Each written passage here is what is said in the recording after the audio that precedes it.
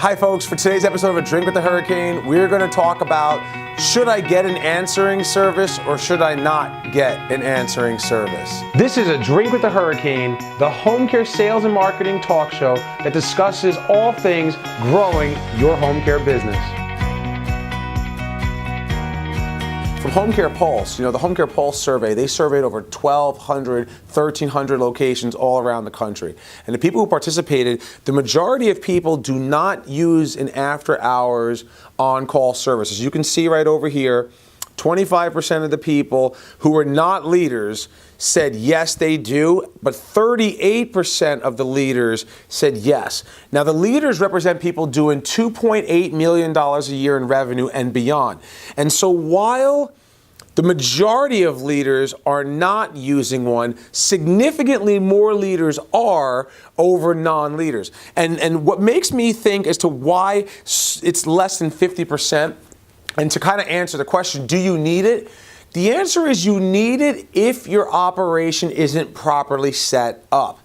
If you're a leader, the leaders usually have around 10 full-time employees to manage enough clients and caregivers to generate $3+ million in revenue. So if you have 10 full-time people, you should be paying on-call hours to your staff.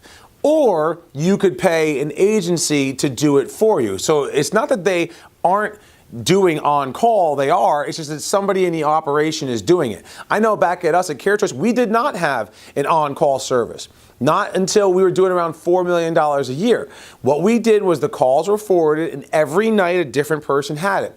We paid $25, not an hour, $25 a night to be on call. Now, labor laws have changed. Remember, this was like 7 to 10 years ago that we were doing this, so make sure you do whatever is legal in your state in the present day when you're watching this video. But we paid $25 for every weeknight, Monday, Tuesday, Wednesday, Thursday, and then we paid $150 to be on call over the weekend because there was a high likelihood that you were going to get phone calls and you were going to have to work. And because of this, my office staff, they wanted that extra money. I mean, Monday, Tuesday, Wednesday, Thursday, not much happened, and that was a great way to make an extra $100 a week and get 1-2 phone calls and have to deal with it when it actually happened. So my office staff, they used to fight over who was on call when we were smaller. As we grew and we got bigger, we actually increased it. When I ended up leaving, the on-call over the weekend was $250, and the on-call during the week was $50 per night, Monday through Thursday. So again, pay accordingly, do whatever it is. You don't have to get a service if you can do this. Now, if you happen to be in a state where it's not feasible, I know like Washington State, for example, you have to pay people per hour whether they're working or not, with minimum wage.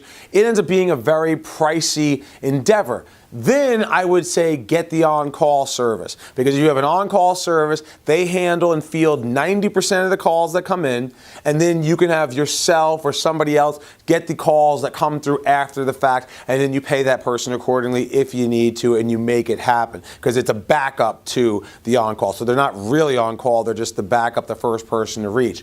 So again, take a look at your regulations, figure out a way to do it in your state that works, and if it's too pricey, then I recommend getting the on-call service. And so there you have it, folks. There's the tip for the week. I hope that things are going well for you. If you need help growing your business, pick up the phone.